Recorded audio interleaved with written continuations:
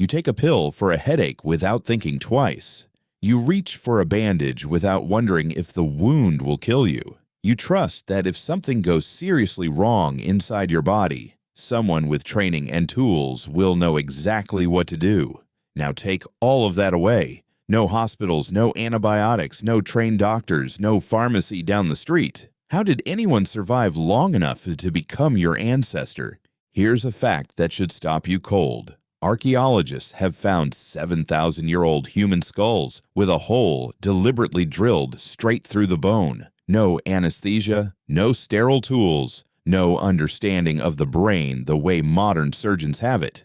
And yet, the bone around that hole shows something you wouldn't expect. It healed. The patient lived. Stick around, because by the end of this video, you'll understand exactly how that was possible and why some of the treatments your own doctor prescribes you today trace directly back to remedies your ancestors were using tens of thousands of years before medical school existed. The answer isn't what most people assume. It wasn't constant, hopeless death at the first sign of illness. It was something far more resourceful, and in some cases, far more effective than you'd expect from a species with no modern science at all. Consider the scale of the problem your ancestors faced. No microscopes to see the organisms causing infection. No understanding of how blood carries oxygen or how organs actually function. No written records to pass detailed knowledge forward with any precision. Every single piece of medical understanding had to survive inside memory, ritual, and verbal instruction, generation after generation, with no guarantee it would ever reach the next person who needed it. And yet, somehow, entire systems of effective care took shape anyway. Start with the biggest myth first, because it's almost certainly the one sitting in your head right now. Popular imagination pictures prehistoric humans dropping dead from every infection, every broken bone, every fever, doomed the moment anything went seriously wrong. But the archaeological record tells a completely different story, and the proof is written directly into ancient bone. Skeletal remains from Neanderthal sites, studied extensively by paleoanthropologists including Eric Trinkhaus, show individuals who survived severe injuries, missing limbs, crushed bones, and blindness, sometimes for years afterward. Think about what that actually means. A blind person or someone missing a limb cannot hunt, cannot forage, cannot defend themselves. Someone had to feed them, protect them, and treat wounds that should have killed them within days. That kind of survival wasn't luck. It was care, deliberate and sustained, and it's direct physical evidence of something researchers now call prehistoric caregiving, evidence that rewrites the entire assumption that ancient life was a solo fight against death. So if it wasn't hopeless, what actually counted as medicine before medicine existed as a formal concept? The first and most basic form of ancient healthcare was observation, and it's more powerful than you'd think. Prehistoric humans didn't have germ theory, the modern understanding that many diseases are caused by microscopic organisms, but they didn't need the theory to notice patterns. If a wound was cleaned and kept away from dirt, it healed better. If certain plants reduced swelling, people remembered which plants those were and used them again. Get enough of these small observations stacked across enough generations, and you end up with something that starts to look suspiciously like real medicine built without a single textbook. And some of what they discovered is still sitting in your medicine cabinet right now, whether you realize it or not. Plants were the foundation of almost everything. Willow bark, harvested from willow trees, contains a compound called salicin, which the human body converts into salicylic acid, a natural pain and fever reducer. Multiple ancient cultures independently discovered its effects, from indigenous groups in North America to communities across Europe and Asia. Long before chemists in the 19th century isolated and refined that same compound into what you now know as aspirin. That's not a coincidence. It's evidence that ancient humans were running actual medical experiments, just without laboratories, using their own bodies and careful observation as the testing ground. Honey shows up constantly in the archaeological and historical record of wound care, and for good reason. Honey is naturally low in moisture and highly acidic, which creates an environment hostile to many bacteria, meaning it can help prevent infection when applied to an open wound. Ancient Egyptian medical texts, including the Edwin Smith Papyrus dating back roughly to 1600 BCE, describe honey being used specifically for this purpose. Long before anyone understood why it worked at a microbial level, people had already figured out that it did. But willow bark and honey are almost tame compared to what's coming next, because the next remedy on this list sounds less like ancient medicine and more like a horror movie, and it still gets used in hospitals today. Maggots present exactly that example, one of the strangest but most effective pieces of ancient medical knowledge ever discovered. Left on a wound under the right conditions, fly larvae will consume dead and infected tissue while leaving healthy tissue alone, essentially performing a natural, self-directed cleaning of the injury. Historical records describe military surgeons noticing this phenomenon on battlefields for centuries, and modern medicine has actually revived the practice in specific, controlled settings,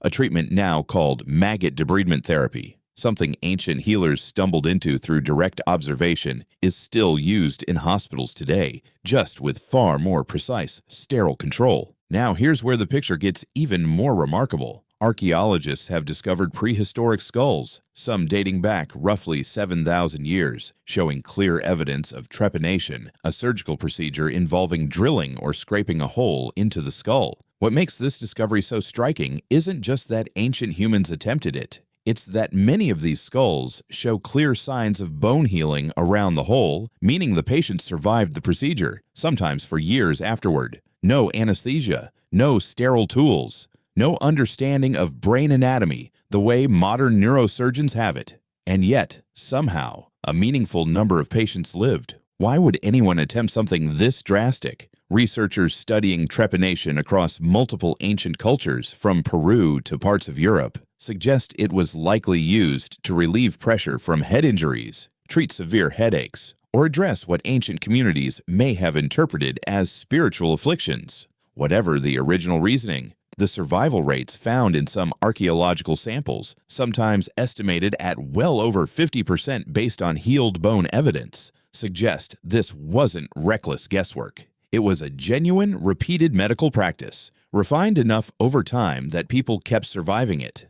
In parts of ancient Peru, archaeologists studying skulls from different time periods have found that survival rates for trepanation actually improved over centuries, moving from roughly 40% survival in earlier samples to well over 80% in later ones, based on bioarchaeological research led by researchers including John Verano. That improvement over time is one of the clearest signs available that this wasn't random trial and error repeated blindly. Someone was refining technique, tool design, and likely wound care methods across many generations, effectively running a centuries-long medical training program with no written textbook guiding it, only observation and inherited practice passed from healer to healer. Beyond the plants and procedures, there was another entire category of ancient medicine that's easy to overlook: behavior itself. Long before anyone understood contagion, the process by which disease spreads from one person to another, many ancient and traditional societies developed customs that function almost exactly like modern quarantine,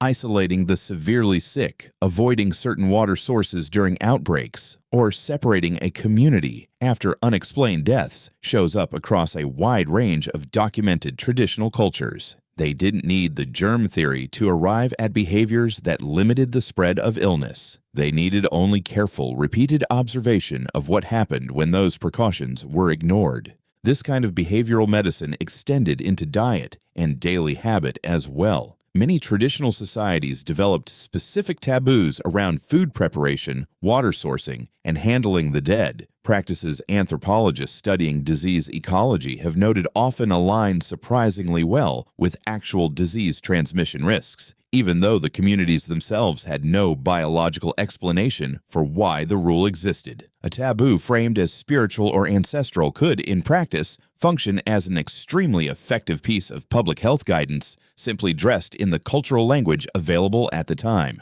Childbirth deserves its own moment here because it represented one of the most dangerous moments in ancient life, and also one of the most carefully managed. Anthropological studies of small-scale societies consistently describe experienced women, often grandmothers or established community elders, serving as the primary caregivers during birth, accumulating detailed, practical knowledge passed down verbally across generations. This wasn't guesswork. It was an early form of specialized medical expertise, concentrated in specific, trusted individuals within the group, functioning in a way that's not entirely different from how modern midwifery still operates today. These caregivers understood things that took modern medicine centuries to formally document, such as which positions eased a difficult labor, which herbs could help manage bleeding afterward, and how to recognize the early warning signs of complications before they became fatal. None of this knowledge came from textbooks. It came from decades of direct experience, repeated across countless births, refined and passed forward through mentorship rather than formal study.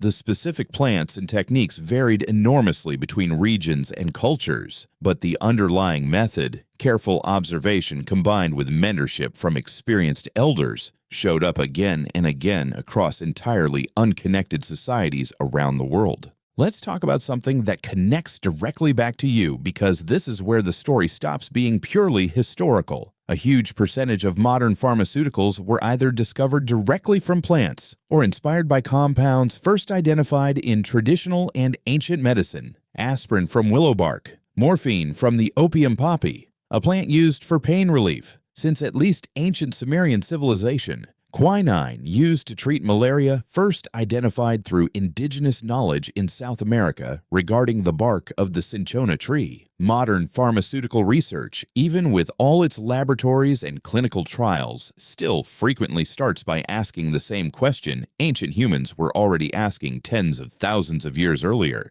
What does this plant actually do to the human body? Here's the counterintuitive twist that reframes this entire topic. You'd assume that as medical knowledge advanced through history, society would have simply built directly on top of ancient discoveries in a smooth, continuous line. Instead, enormous amounts of ancient medical knowledge were lost, dismissed, or deliberately abandoned for long stretches of history, particularly during periods when medicine became entangled with superstition, religious control, or simple cultural arrogance toward older traditions. Some plant-based remedies used effectively for thousands of years were only rediscovered and scientifically validated centuries later, essentially reinventing something ancient humans already understood through direct experience.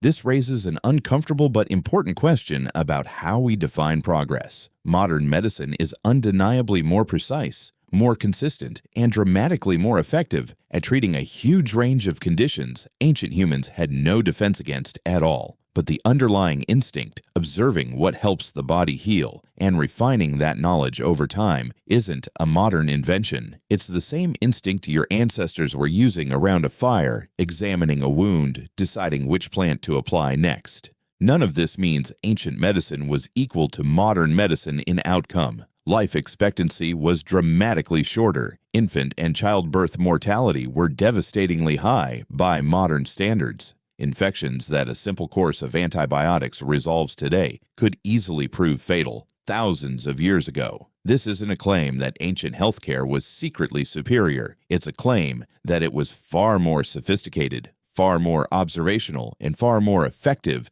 in specific documented cases than most people assume. There's also something worth sitting with about why this myth of helpless, medicineless suffering became so dominant in the first place. Part of it comes from a very natural bias in how history gets told. Failures leave dramatic evidence. A skeleton with an untreated fatal wound tells an obvious story, but success is quieter. A person who survived an infection because of a well-timed poultice, or a child who recovered from fever because an elder recognized the early signs and intervened, simply goes on living an ordinary life, leaving far less dramatic evidence behind for archaeologists to find centuries later. The successes of ancient medicine are, in a strange way, invisible by design, hidden inside every ordinary life that continued instead of ending. So the next time you take a pill without a second thought, or apply a bandage without wondering if the wound will kill you, remember that the instinct behind that action, watching, learning, and adapting to keep the body alive, is exactly what allowed your ancestors to survive long enough for you to exist at all. You take a pill for a headache without thinking twice. They took bark from a tree, and somehow, across thousands of years and countless generations, they were right.